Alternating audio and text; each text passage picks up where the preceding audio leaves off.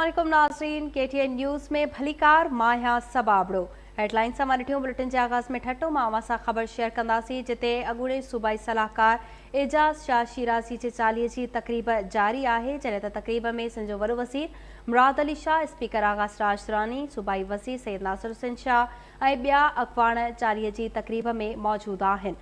जॾहिं त क़ुरान ख़्वानी बि कई वई आहे ऐं दुआ बि घुरी वई आहे। हिन वक़्तु सिंध जो वॾो वज़ीर मुराद अली शाह बि चालीहे जी तक़रीब में मौजूदु आहे। इन हवाले सां वधीक तफ़सील मालूम कंदासीं। असांखे वीडियो लिंक ते जॉइन कयो आहे KTN न्यूज़ जे रिपोर्टर महबूब बिरोही। जी महबूब, वधीक कहिड़ा तफ़सील आहिनि?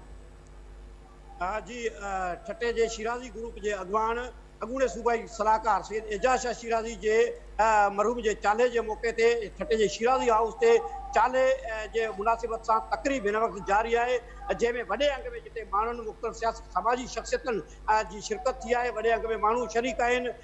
उन सुबुह खां क़ुरान ख़्वानी करे दुआ घुरी वई। उन खां पोइ हिन वक़्तु सिंध जो वॾो वज़ीर सैयद मुराद अली शाह, सूबाई वज़ीर नासिर हुसैन शाह, सिंध असेंबली जो स्पीकर आका सिराज दुरानी समेत अहम सियासी शख़्सियतूं जेके आहिनि, पीपल्स पार्टी जो सीनियर अॻवान ताज हैदर, उहे सभई जेके आहिनि चाले जे तक़रीब में शरीक आहिनि।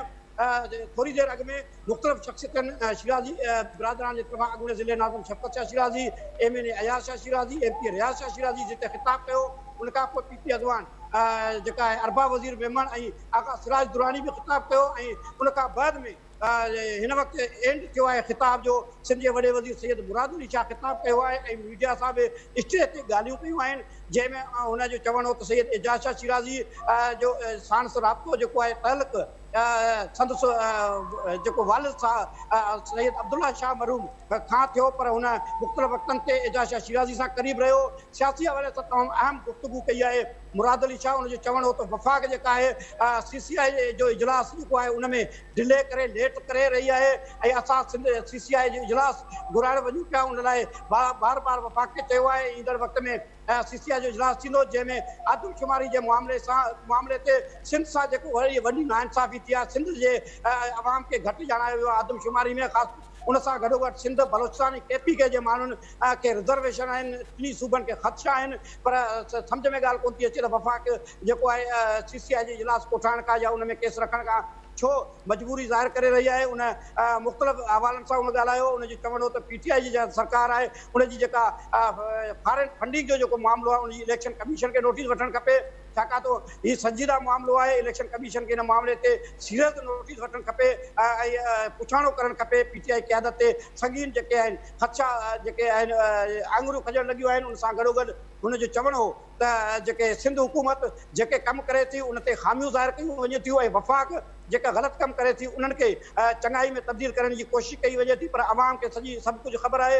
ऐं मौजूदा सरकार जूं जेके पॉलिसियूं आहिनि, ख़ासि तौर ते वफ़ाक़ी सरकार ऐं PTI सरकार खे हिन सख़्तु तनक़ीद जो निशानो बणायो। ऐं वॾे वज़ीर सैयद मुराद अली शाह जो चवणु हो त जेका जिते आदमशुमारी जे मामले ते सिंध सां वेसागातियूं कयूं पियूं वञनि, उते सेनेट जूं जेके चूंडूं आहिनि उन्हनि में हथ वठी उनजे राह में रुकावटूं पैदा कयूं पियूं वञनि। मुराद अली शाह जो चवणु हो त असां चाहियूं था त आइन जो रस्तो इख़्तियार कयो वञे ऐं आइन में पॉलिसी वाज़े आहे। ख़ासि तौर ते हिन जो चवणु हो त वज़ीर अज़म ऐं वॾनि वज़ीरनि जी चूंडनि बाबति वाज़े आहे त उहे सिर्फ़ु जेको आहे खुलियल नमूने जेको उन्हनि जी चूंड थी सघे थी। बाक़ी जेके आहिनि सेनेट जी जेका आहे चेयरमैन समेत सेनेट जूं समूरी जेके चूंडूं आहिनि या आम ॿियूं जेके चूंडूं आहिनि आइन में वाज़े आहे त उहे खुफ़िया बैलेट पेपर ज़रिए थींदियूं। तंहिं करे उन हवाले सां आइन जो रस्तो इख़्तियार अच्छा महबूब, इन बारे में वो थोरो ॿुधाइजो त सिंध जे वॾे वज़ीर मुराद अली शाह, स्पीकर आगा सिराज दुरानी ऐं सैयद नासिर हुसैन शाह पारां शिरकत कई वई आहे। छा इन खां अलावा ॿिया के पार्टी अॻवान इन शरीक थिया आहिनि चालीहे में?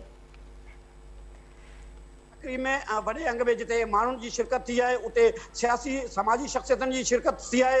वॾे वज़ीर सैयद मुराद अली शाह सां सूबाई वज़ीर नासिर हुसैन शाह, आगा सिराज दुरानी, उन खां अलावा सीनियर PP जो अॻवान ताज हैदर, PP ज़िले ठटे जो सदर जेको आहे सीनियर अॻवान आहे अरबा वज़ीर, उन्हनि ख़िताब कयो आहे। ॿियूं अहम शख़्सियतूं मुख़्तलिफ़ जेके आहिनि उहे शरीक रहियूं, पर जेके मुख्य शख़्सियतूं आहिनि उहे जिन जो नाला पाण ॻणाया उहे शरीक आहिनि। ऐं हिन वक़्तु इज्तिमाही दुआ घुरी पई वञे। इज्तिमाही दुआ में ठटे जेको आलम अहल सुन्नत जो जमायत अहल सुन्नत जो मुफ्ती अब्दुर्रहमान ठटी हिन वक़्त तक़रीब जारी आहे ऐं इज्तिमाही दुआ बि घुरी पई वञे। महबूब गिरोही तफ़सील ॿुधाइण लाइ तव्हांजी वॾी महिरबानी। अव्हांखे ॿुधायूं पिया अॻूणे सूबाई सलाहकार एजाज़ शिराज़ी जो 40 जी तक़रीब हिन वक़्त जारी आहे।